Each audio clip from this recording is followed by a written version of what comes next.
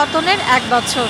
বিষয়টি নিয়ে এটিএন নিউজের নিয়মিত আয়োজন আমাদের কথা অনুষ্ঠানের আজকের পর্বে আপনাদেরকে স্বাগত জানাচ্ছি। আমি সাইমম জানাত প্রভা।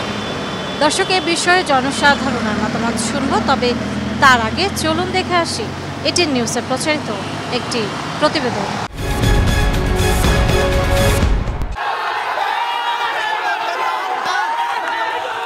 প্রায় ১৬ বছরের অপশাসনের পুঞ্জীভূত ক্ষোভ বৈষম্য বিরোধী ছাত্র আন্দোলনের মার্চ টু ঢাকা কর্মসূচিতে গেল বছরের ৫ আগস্ট আগুনে ঘি ঢেলে দেয়। সেদিন সকাল ১১টা থেকেই লাখো ছাত্র জনতা রাজধানীর প্রাণকেন্দ্রের দিকে ছুটে যায়। উত্তরায় সেনাবাহিনীর ব্যারিকেড ভেঙে অগ্রসর হয় সামনের দিকে। শনিরাখড়া যাত্রাবাড়ি দিয়েও বানের পানির মতো কয়েক লাখ মানুষ গণভবন, প্রধানমন্ত্রীর কার্যালয়ের দিকে এগিয়ে চলে। সিনিয়র অফিসার আমাকে বললেন যে উত্তরা থেকে ৫ লক্ষ লোকের মতো রওনা দিয়েছে।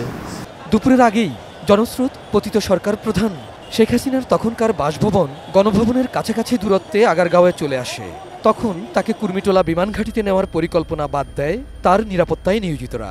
শেখ হাসিনা ও তার বোন শেখ রেহানাকে দ্রুত তেজগাঁও পুরাতন বিমানবন্দরে নিয়ে যাওয়া হয়। সেখান থেকে হেলিকপ্টারে ভারতে পালিয়ে যান তারা। বন্যার পানির মতো মানুষ আসা, এটাকে কি ঠেকাতে পারবে কিনা? আর এই ঠেকাতে গেলে যদি না পারে সেখানে তো সবাই মারা পড়বে। শেখ হাসিনার পলায়নের খবরটি সেদিন দুপুর ১টার দিকে প্রথম প্রচার করে আন্তর্জাতিক গণমাধ্যম এএফপি। তথ্য ক্রস চেক করার পরও আরও বেশি নিশ্চিত হওয়ার জন্য সে সময় প্রায় ১০১ ঘন্টা উদ্বিগ্ন ছিলেন এএফপির তখনকার ব্যুরো প্রধান শফিকুল আলম। যদি হেলিকপ্টারটাতে আবার ফিরে আসে, এখানে আবার ল্যান্ড করে সে যদি আবার ইয়েতে আসে, হ্যাঁ, তাতে সেক্ষেত্রে তো আমার এই নিউজটা তো হলো মিথ্যা হয়ে যেতে পারে। চোখে কান্না আসতেছে।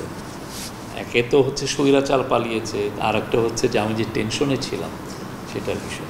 গণমাধ্যমে সংবাদটি প্রচার হওয়ার পরই সাবেক প্রধানমন্ত্রীর কার্যালয়ে, গণভবন, সংসদ ভবন দখলে নিয়ে বিজয় উল্লাস করেন লাখো ছাত্র জনতা। তারা স্মরণ করিয়ে দেন এসব স্থাপনা কারো ব্যক্তিগত সম্পদ নয়, রাষ্ট্রের জনগণের। তো উনি ফোন দিচ্ছেন যে এরে গুলি করো, লেথাল উইপেন ইউজ করো, হেলিকপ্টারেতে গুলি করো। কোথা থেকে দিচ্ছেন? ওগুলোরই তো প্রতীক, তার পাওয়ারের সিম্বল ছিল ওগুলো। মানুষের এমন স্বতঃস্ফূর্তভাবে ঘর থেকে বেরিয়ে আসার পেছনে কি কারণ? জনগণের মিনিমাম ডিগনিটি ছিল না। ইলেকশন করার, ভোট দেওয়ার রাইটই তো নেই, কিছু রাখে নাই। আপনাকে একটা স্লেভ বানিয়ে, দাস বানিয়ে রেখে দিয়েছে। কি শেখ পরিবারের আপনি দাস, স্বৈরাচারতন্ত্র চালাবেন, এটা হবে না। মানুষ জাগবেই। Abul Kalam Azad, ATN news, Dhaka. দর্শক, এতক্ষণ প্রতিবেদনটি দেখলেন, এবার চলুন দেখে আসি কি বলছেন সাধারণ মানুষ।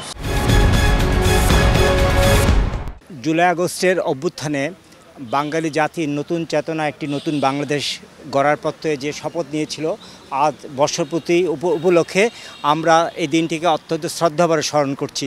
জাতি আজ এই দিনটি উদযাপিত করছে।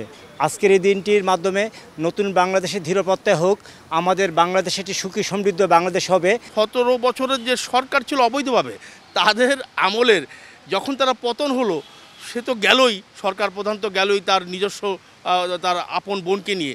সেই দেশের একটা মন্ত্রী, একটা এমপি, এমনকি মসজিদের খতিব পর্যন্ত পালিয়ে গেল। এটা কি ভাবতে পারেন? অন্তত আর কিছু না হোক, মানুষ তার মৌলিক অধিকার, ফান্ডামেন্টাল রাইট যেটা আমরা বলি, সেটা ফিরে পেয়েছে এবং বাক স্বাধীনতা ফিরে পেয়েছে, গণতান্ত্রিক অধিকার ফিরে পেয়েছে, ভোটাধিকার ফিরে পাবে বলে আমাদের বিশ্বাস। এবং আমরা আশা করি খুব তাড়াতাড়ি জাতীয় নির্বাচন হবে, হয়তো ফেব্রুয়ারির মধ্যে, এবং জনগণ অন্তত তার ভোটটা দিতে পারবে। আমাদের ছাত্র জনতা জীবন দিল যে উদ্দেশ্য নিয়ে, সে উদ্দেশ্যটা এখনও পুরোপুরি হাসিল হয় নাই। আর এটা না হওয়ার পিছনে অনেকগুলো কারণও আছে।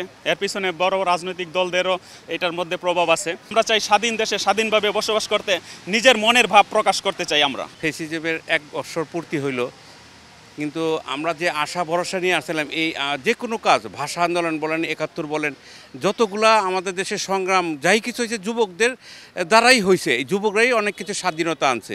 শান্তি শৃঙ্খলা বজায় রাখার জন্য আমাদের জন্য বর্তমান যে সরকার ব্যবস্থা যেটা আছে, যতটুকু ডেভেলপ হয়েছে, আমার মনে হয় যে পর্যায়ক্রমে আরও কিছুটা সময় পেলে সুষ্ঠু, সুন্দর, নিরপেক্ষ একটা নির্বাচন করা সম্ভব। আর সেই নির্বাচনের মাধ্যমে যে সরকার আসবে, যে সরকার গঠন হবে, তারাও ঠিক সেম কন্ডিশনে, সেম পরিস্থিতিতে দেশ চালাবে, এই আশাই এটি আমাদের প্রত্যাশা। আজ 5ই আগস্ট, স্বৈরাচার পতনের 1 বছর আজ। দর্শক, রংপুর থেকে আমাদের কথা স্বাগত আছে, আমি শাহরিয়ার মিম। এ নিয়ে কি বলছে রংপুর সাধারণ মানুষ, চলুন জেনে আসি। আমরা তো একটা স্বপ্ন নিয়ে এই জুলাইকে এনেছি। আমরা নিজেদের জীবন, প্রাণ, পরিবার, ক্যারিয়ার সব বিসর্জন দিয়ে এই জুলাইকে নিয়ে এসেছি। কিন্তু আজকে এই 1 বছরের মাথায় এখনও আমরা কখনো কল্পনা করি নাই যে 1 বছর পর আমাদেরকে এখনও একটা দুঃখ ভারাক্রান্ত মন নিয়ে কথা বলতে হবে। তারপরেও আমাদের প্রত্যাশা থাকবে বাংলাদেশের সকল ছাত্র জনতা যেভাবে সম্মিলিতভাবে এই দেশ থেকে ফ্যাসিবাদ মুক্ত করেছে, স্বৈরাচার মুক্ত করেছে, তেমনিভাবে সামনের বাংলাদেশে সকল রাজনৈতিক দল এবং ছাত্র জনতা একত্রিত হয়ে এই বাংলাদেশকে সোনার বাংলাদেশ গড়ে তুলতে সচেষ্ট ভূমিকা পালন করবে। রংপুর ছিল এই আন্দোলনের মূল আতুরঘর, যেখান থেকে এই আন্দোলনের স্পৃহা আছে, সেই স্পৃহা একদম সারা দেশের মধ্যে ছড়িয়ে যায়। স্বাধীন পরবর্তী সময়ে আমরা একটা উপদেষ্টা পর্যন্ত পাইনি উত্তরবঙ্গ থেকে, যে আমাদের উত্তরবঙ্গের হয়ে কথা বলবে, যে উত্তরবঙ্গের মানুষের হয়ে কথা বলবে। আমি আশা রাখি যে আগামীতে আমরা সকল অপ্রাপ্তি কাটিয়ে উঠব এবং আমরা আমাদের যে প্রাপ্তি, আমরা যে আশা করেছিলাম যে বাংলাদেশের, সেই বাংলাদেশ আমরা পাবো। স্বৈরাচার যে ফ্যাসিস্ট শেখ হাসিনা, তার বিচার এবং যারা ফ্যাসিবাদের দোষর ছিল তাদের বিচারের আওতায় নিয়ে আসা। কিন্তু অত্যন্ত দুঃখজনক বিষয়, এখন অবধি পর্যন্ত আমরা দৃষ্টান্তমূলক সেরকম বিচার কার্য দেখতে পাচ্ছি না। আমরা বিশ্বাস করি যে আগামীর বাংলাদেশ সত্যিকার অর্থে জুলাই বিপ্লবকে ধারণ করে যদি নির্মাণ করা হয়, তাহলে ফ্যাসিবাদ বিরোধী, ফ্যাসিবাদের পক্ষে বা ফ্যাসিস্ট যে হয়ে উঠেছিল তার বিচার কার্য সুনিশ্চিত করা এবং গণতান্ত্রিক প্রক্রিয়ায় আগামীর বাংলাদেশ বিনির্মাণে ভোটাধিকার সুনিশ্চিত করা। প্রকৃত অর্থে যে আকাঙ্ক্ষাকে ধারণ করে বা যেই প্রত্যাশা নিয়েই অভ্যুত্থান সংগঠিত হয়, তার অনেকটি অপূরণীয় বিচার সংস্কার সহ। তারপরেও আমরা প্রত্যাশা রাখি, এখন পর্যন্ত যেহেতু ঘোষণাপত্র আমরা পাইনি, আমরা প্রত্যাশা রাখি এই ঘোষণাপত্র আমাদের আকাঙ্ক্ষা পূরণ করবে। 2024-এর 5ই আগস্ট থেকে 2025-এর 5ই আগস্ট 1 বছর পূর্ণ হলো এই বিপ্লবের।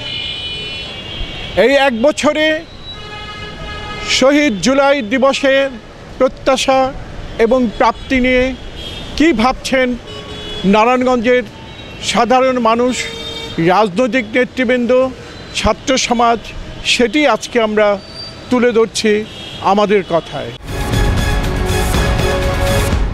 আমাদের জুলাই আন্দোলনটা হয়েছে সকলে মিলে, তো আমাদের আসলে সবাই মিলেই আসলে দেশটাকে সুন্দর এবং গ্রহণযোগ্য এবং প্রত্যেকটা মানুষের যে এই দেশটা আমাদের, এই জায়গাটা তৈরি করার ক্ষেত্রে আসলে সকলের সহযোগিতা সবচেয়ে বেশি প্রয়োজন। 1 বছর আগে এই বাংলাদেশ থেকে স্বৈরাচারের পতন ঘটে, তারা পালিয়ে যায়।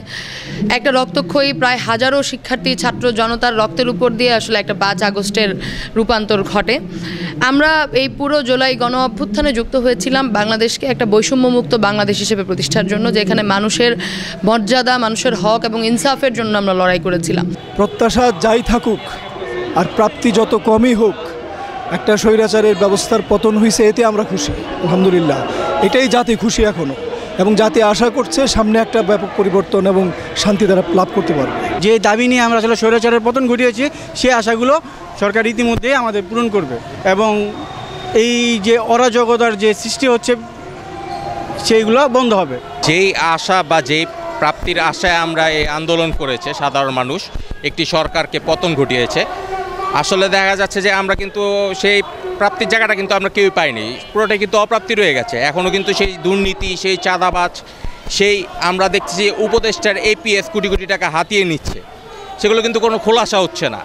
দেশ কিন্তু দেখা যাচ্ছে যে সেই আগের ঘোরেই চলছে। আর কি দেখা গেছে যে সবাই আসলে সিট বদলাইছে, মানুষ বদলাইছে, কিন্তু চাঁদাবাজি এবং দুর্নীতিগুলা সে আগের ধারাতেই রয়ে গেছে। হ্যাঁ, তো আমরা এগুলো থেকে আসলে মুক্তি চাই। দর্শক, এই ছিল আমাদের কথা অনুষ্ঠানের আজকের আয়োজন। বিদায় নিচ্ছি আমি সাইমম জান্নাত প্রভা। দেখা হবে আগামী পর্বে। ততক্ষণ পর্যন্ত সুস্থ থাকুন, সুন্দর থাকুন, সঙ্গে থাকুন ATN নিউজের।